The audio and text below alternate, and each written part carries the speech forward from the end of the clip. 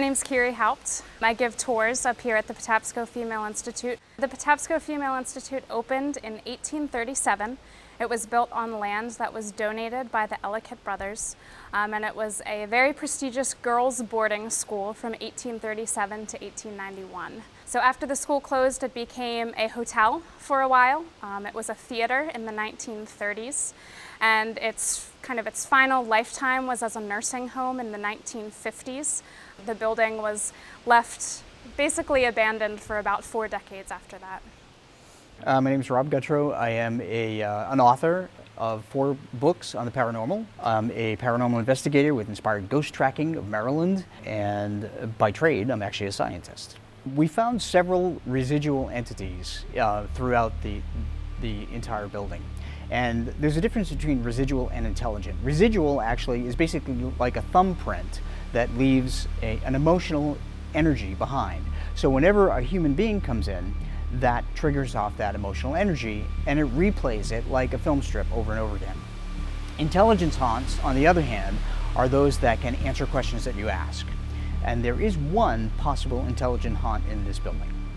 We'll start from the basement. In the basement, both myself and Troy, another medium within the group, sensed that there was a woman that was really devoted to her cooking. And I understand that's where the kitchen is, so that makes perfect sense. So she ran that kitchen very militarily, if you will. She was very strict about her kitchen.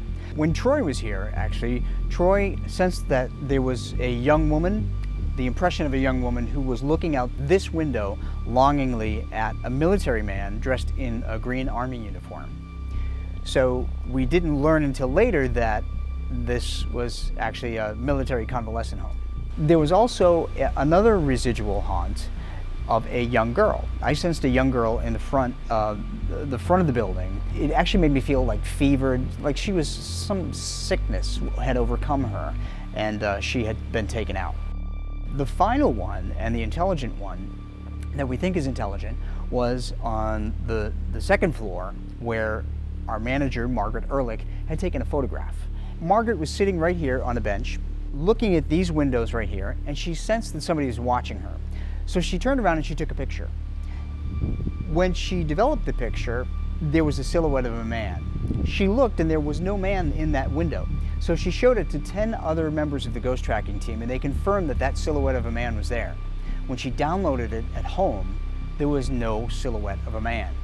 She also realized that there is no floor right here, so it couldn't possibly have been anyone that was in our group.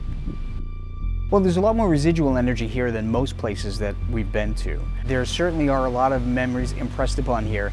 This area touched a lot of people when they were alive, and I think even on the other side.